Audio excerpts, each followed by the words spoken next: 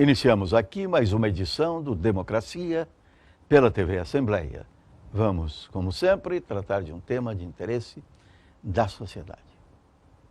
Um tema capaz de chamar a atenção de todos aqueles que acompanham momentos angustiantes, períodos depressivos, que temem muitas vezes a ocorrência do pior.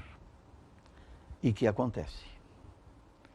Existem até mesmo certas restrições quanto à abordagem da pauta de hoje nos meios de comunicação.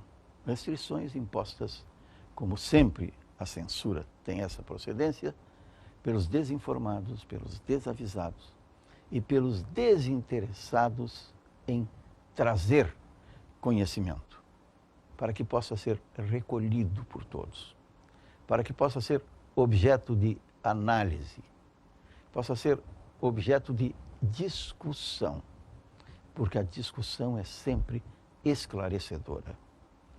Não é a teimosia que persiste, não é a postura inflexível que mantém o conhecimento. É sim a flexibilidade no entender, no acolher, no tratar. Por isso a pauta de hoje é suicídio. A lamentável ocorrência.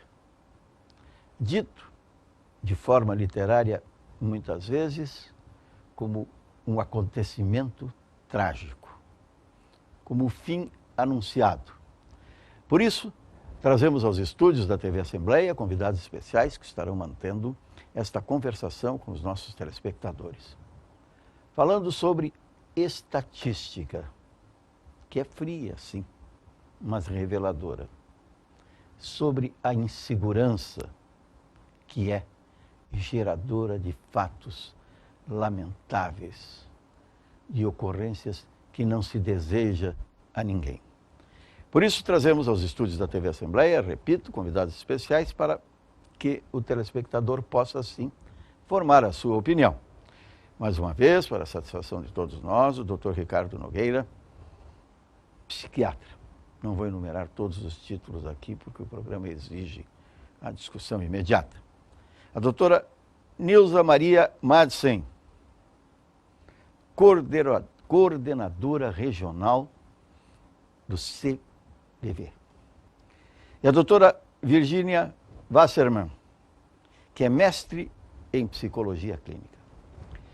Para a primeira manifestação sobre a pauta de hoje do nosso Democracia, nós convidamos o Dr. Ricardo Nogueira.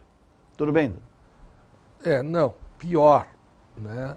A gente pensa sempre que o pior está por vir e quando ele vem pior ainda, né? Então a gente está vendo cada vez mais o aumento das taxas de suicídios no Brasil e no Rio Grande do Sul, pelo fato de já ser alta, infelizmente se mantém ainda. Houve um pequeno declínio no período de 2008 a 2012, 2011, quando tinha um programa de prevenção ao suicídio do Estado.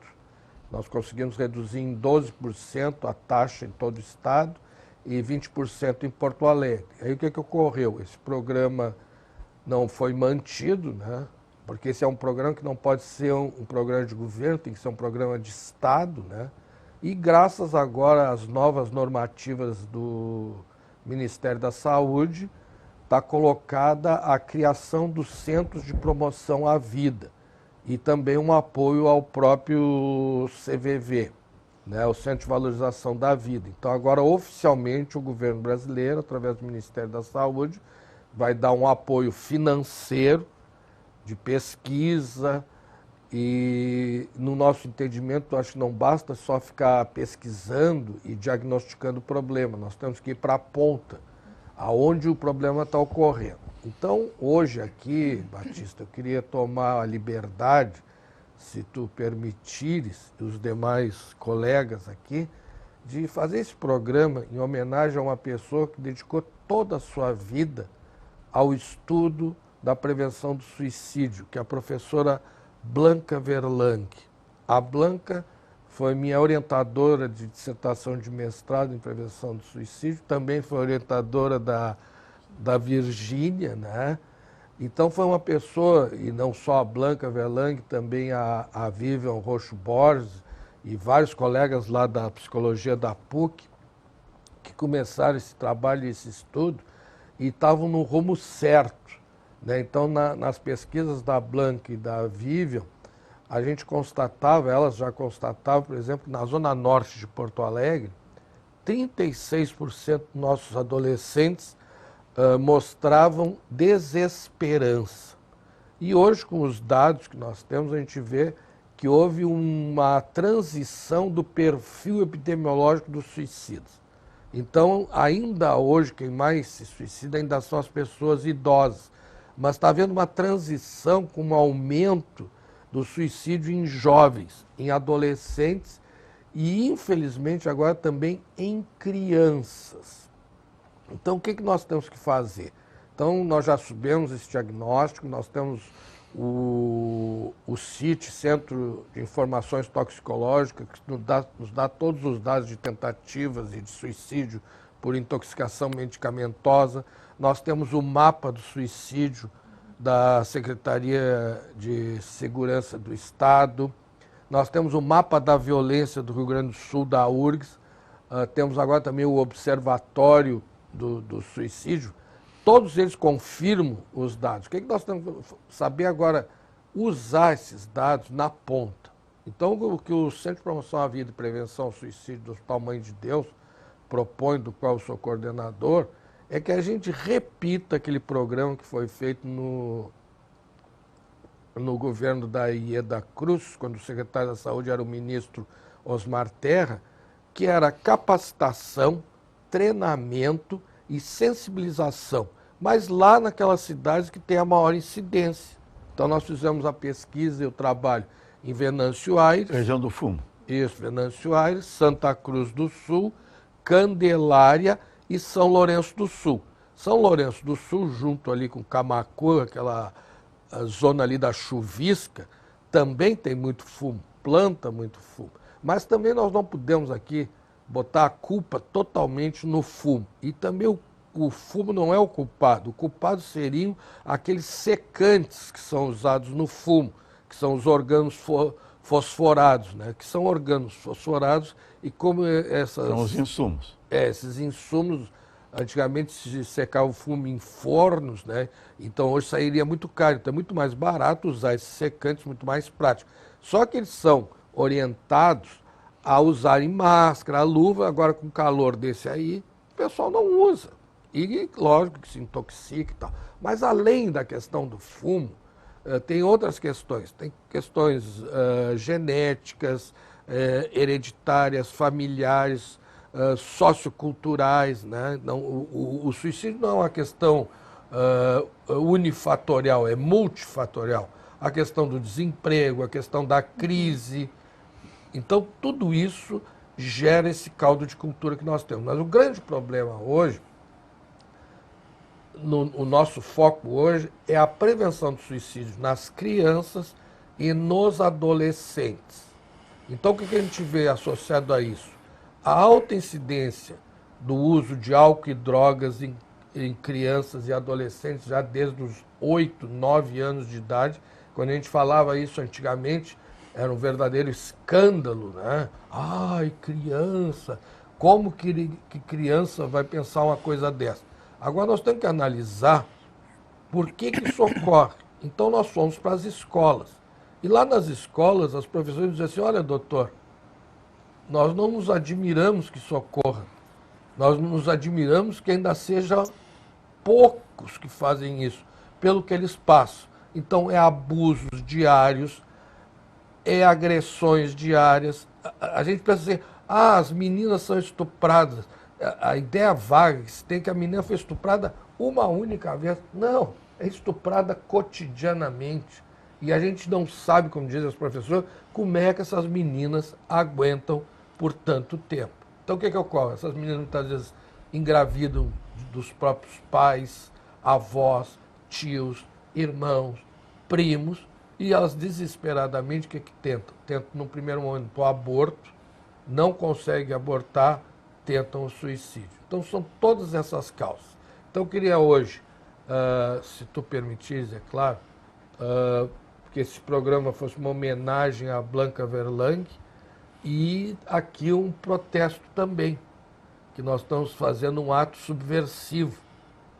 Né? E tu, como você foi um subversivo de carteirinha desde nascença, que é uma subversão ao decreto-lei do interventor do Estado, Cordeiro de Farias, que fez um decreto que está em vigência até hoje, que disseram que iam acabar com a vigência, mas que eu saiba, se eu estiver errado, pelo amor de Deus, me informe.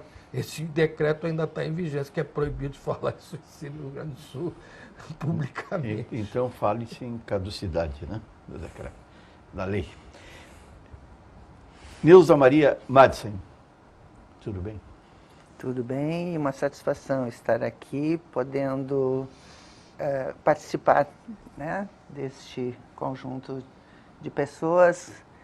Já conheço há mais tempo o doutor, mas estou conhecendo hoje a doutora, e poder dizer que o CVV, que está em Porto Alegre há 47, faz esse ano 48 anos, e ainda é pouco conhecido, até porque há poucos anos nós estamos tendo esses espaços para divulgar o nosso trabalho. Anteriormente, quando eu ingressei no CVV há 13 anos, para a gente conseguir um espacinho na mídia através de uma nota chamando pessoas para voluntariar, era uma dificuldade imensa. Hoje nós somos convidados e às vezes nem temos como atender todos os convites para divulgar o nosso trabalho, que está sendo reconhecido, né, cada vez mais, e o que nos importa é nós podermos ter o conhecimento do público para, quando necessário, poder acessar o nosso trabalho, que é de valorizar a vida acima de tudo, e valorizando a vida, em consequência, o CVV previne o suicídio. Então, o que eu gostaria de dizer, nesse início, até compensando com a fala do doutor, eu vou dar espaço para a doutora, mas depois vou ter, né, mais tempo para falar, é dizer da satisfação do CVV poder participar e divulgar a nossa disponibilidade 24 horas por dia, nos 365 dias do ano, hoje não mais como postos isolados, mas em rede. E desde 2015, desde 1970, nós já éramos considerados serviço de utilidade pública de saúde. Hoje nós somos considerados de emergência, e por isso em 2015, num convênio com o Ministério da Saúde, nós obtivemos o número 188, e é de descagem gratuita, e que hoje já está em 15 estados do Brasil e no Distrito Federal. Até o fim do ano se pensa que essa rede de gratuidade esteja em todos os estados brasileiros por uma concessão do Ministério da Saúde, né? Concedeu gratuidade, porque isso não é próprio de entidades privadas, e sim, os números gratuitos são apenas institucionais públicos. De natureza, né? pública, Isso. né? Então, cada vez mais o CVV está tendo reconhecido o seu trabalho de acolhimento às pessoas que sofrem. Então, para início, é isso que eu gostaria de falar. Doutora Virgínia Wasserman. Sim. Bom, de início eu gostaria de agradecer imensamente, enfim, o convite e fazer parte dessa mesa, né, dessa banca de discussão de um assunto que é tão polêmico, como bem dito, tão atual pelos altos índices, né, de prevalência, e principalmente pelo nosso estado apresentar, né, um dos índices, então, de uma relevância e de uma atenção desmedida importância.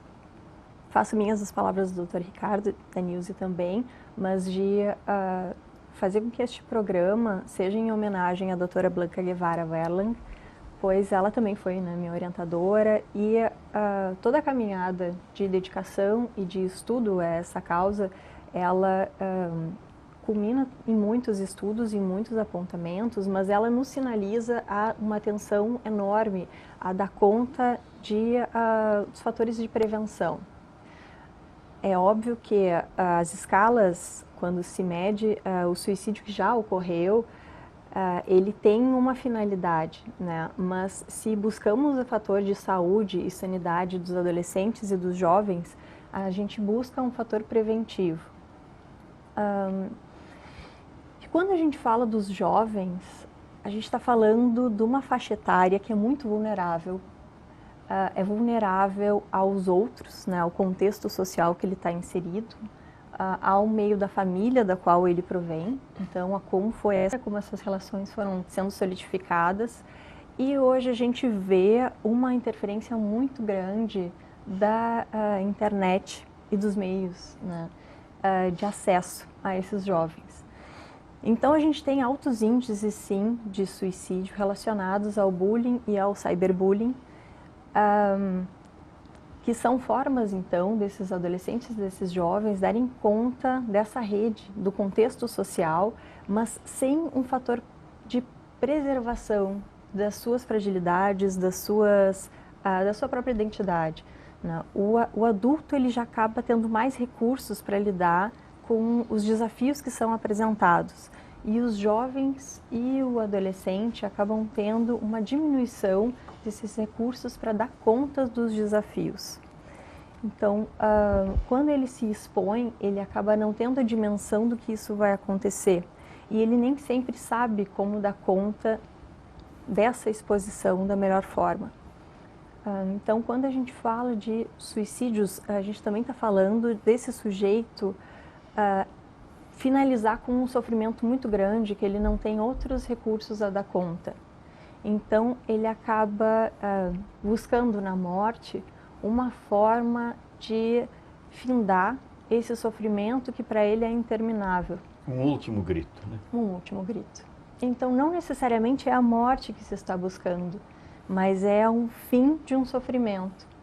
Então, a gente vê altos índices no Domus, eu também faço parte, né, do corpo clínico do Domus, a gente vê uma busca muito grande de famílias e de adolescentes e jovens que buscam atendimento por essas fragilidades que eles se encontram. A gente agora está numa época de vestibular e é uma época em que os sujeitos acabam colocando toda a expectativa, né, numa prova, como se aquilo fosse dizer quem eles são. E, obviamente, não se tem necessariamente os recursos esperados, né, para ter os bons resultados. Então, o que a gente vê são esses sujeitos que não conseguem ter suficientes suportes para dar conta das suas próprias falhas, que são normais ao longo de toda uma vida. Então, esses indivíduos, eles acabam não tendo suficientes suportes para dar conta dessas frustrações do nosso cotidiano, porque a vida é feita de muitas frustrações, né? E quanto mais ferramentas a gente tem para dar conta dessas frustrações, mais fortalecido é o sujeito. Então, retomando, né, o quanto é importante a gente falar deste assunto no dia de hoje e sempre que seja aberto, então, as portas de possibilidade de fluxo dessa comunicação, porque a gente consegue chegar a mais pessoas e instrumentalizar mais indivíduos.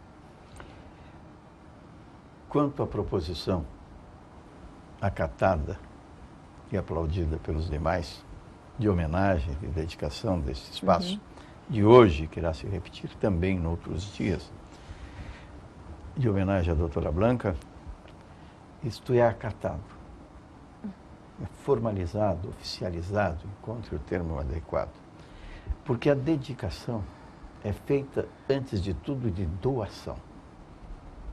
E doações nem sempre são compreendidas. Quando se presta homenagem, faz-se o reconhecimento de muitos aquilo que deveria ser dito sempre, a todo instante, a quem recebe a homenagem, doutor. Por isso, esse acatamento, esse referendo, que se faz para conhecimento do público, da democracia da TV Assembleia. Causas e efeito, vamos falar sobre isso. Foi colocado claramente aqui faixas etárias. As razões determinantes são muitas, conforme a exposição dos entrevistados. Mas me parece que nos idosos, o abandono, a solidão é predominante. Naqueles que estão ingressando no mercado de trabalho, é a desesperança e a insegurança. nos menores, nos jovens e adolescentes, a violência e também, graças aos novos meios, ferramentas de comunicação, a imitação. Não é por aí? E a conversa se desenvolve entre os nossos convidados. Eu acho que é um somatório de tudo isso. Agora só queria te dar uma resposta a isso que tu falou da professora Blanca, porque quando nós fizemos esse programa de prevenção ao suicídio no estado do Rio Grande do Sul, ela participou ativamente. Quando nós formos analisar os resultados, mas como que a gente conseguiu diminuir em 12%, nunca na história deste estado, no caso, houve redução dos índices de suicídio, só nesse período. Né? E Porto Alegre, 20%. Porque Porto Alegre tem a maior incidência de suicídio e a cidade, junto com Curitiba, as duas capitais brasileiras... Entre as capitais, né? São duas, Porto Alegre e Curitiba. Que Porto Alegre e Curitiba são muito parecidas, né? Em vários dados, assim, a própria miscigenação, as etnias... A influência da imigração, né? É isso, bem parecido. Muito que bem. Nós fomos analisar isso, e na época o secretário de Saúde, atual ministro Osmar Terra, dizia, não, o suicídio diminuiu porque nós triplicamos o número de centros de atenções psicossociais, triplicamos o número de leitos psiquiátricos e hospitais gerais, que era plausível, né? E aí eu dizia que foi devido à participação efetiva da Brigada Militar, que é quem sempre atende em primeiro lugar e evita vários suicídios, principalmente nesses conflitos de rapto, né? Então, no final do ano, os homens raptavam as mulheres e os familiares que estavam se separando e ameaçavam de se matar, e matar a mulher, matar a filha, aquela coisa toda. Então, a Brigada tem aqueles negociadores, né, que são, os caras são de uma excelência fantástica, e quem dá o primeiro atendimento é a Brigada Militar. E os dados da Polícia Civil. Quando eu fiz a minha dissertação de mestrado, orientado pela Blanca Verlang, nós pesquisamos 180 suicídios e suicidas e suas famílias, porque tu não tem que pesquisar o suicida, tu tem que pesquisar, não existe um suicida, existe uma família suicida. Nós constatamos, por exemplo, que uma família de Venâncio Aires teve 17 suicídios da mesma família. Eu acho que deve ser um número recorde mundial, eu nunca ouvi falar em coisa parecida. Em média, era 3 suicídios por família. Então, assim, se na tua família tu não tem ninguém que se suicidou, o teu risco de suicídio é muito menor. Agora, se tu tem um pai, um irmão, um tio, uma mãe, um avô, são parentes diretos, o teu risco já aumenta na classificação de risco. Então, é familiar que tentou o suicídio ou se suicidou, o próprio paciente que já tentou anteriormente, né? Então, é isso na classificação de risco. Mas aí, discutindo como que a gente conseguiu chegar àquele resultado, a Blanca Batista diz assim, eu não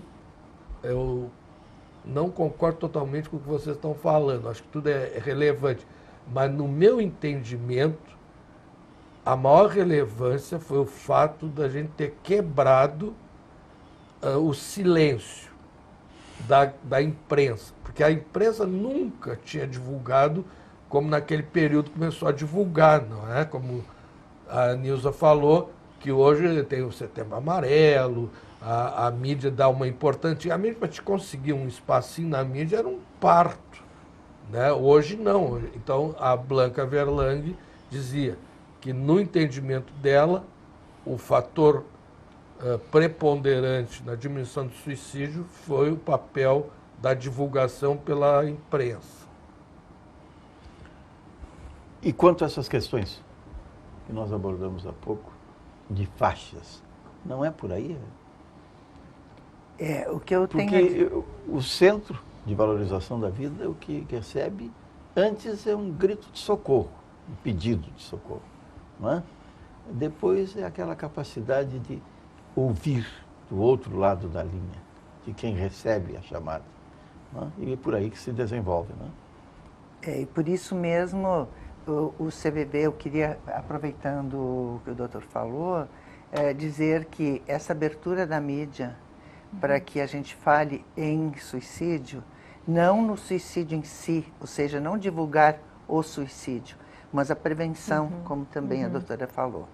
Então, me parece que o CVV não se preocupa, claro que tem por base dados estatísticos e tudo mais, mas o CVV busca sempre se preparar cada vez melhor e não é fácil, porque há uma rotatividade muito grande, já que o trabalho é voluntário e é um trabalho difícil, é um trabalho que exige um equilíbrio emocional muito grande. Então, muitas pessoas tentam e saem porque não aguentam, né, a carga emocional que vem nos atendimentos. E quem faz o corujão, que nós chamamos, o período da noite, ficam 8 horas, isso é quase sobre-humano, 8 horas atendendo, e são os casos mais difíceis, são à noite, onde as pessoas se sentem mais solitárias, mais deprimidas. Então, as pessoas não ficam muito tempo. Pessoas com 20 e poucos anos, 13 anos como eu, 10 anos, são raros. A rotatividade de voluntários em todo o Brasil é muito grande. Se em todos os serviços voluntários é assim, no CVV, pela disciplina, pelo compromisso, pela responsabilidade de fazer CVV, né, que é uma coisa diferente de eu pegar o telefone e falar. Eu, quando cheguei lá, achei que eu sabia tudo. A senhora tem prioridade aqui na retomada do espaço. Pois não. Nós estamos chegando ao final do primeiro bloco do Democracia, aqui pela TV Assembleia, falando sobre o suicídio, especialmente sobre causa e efeito.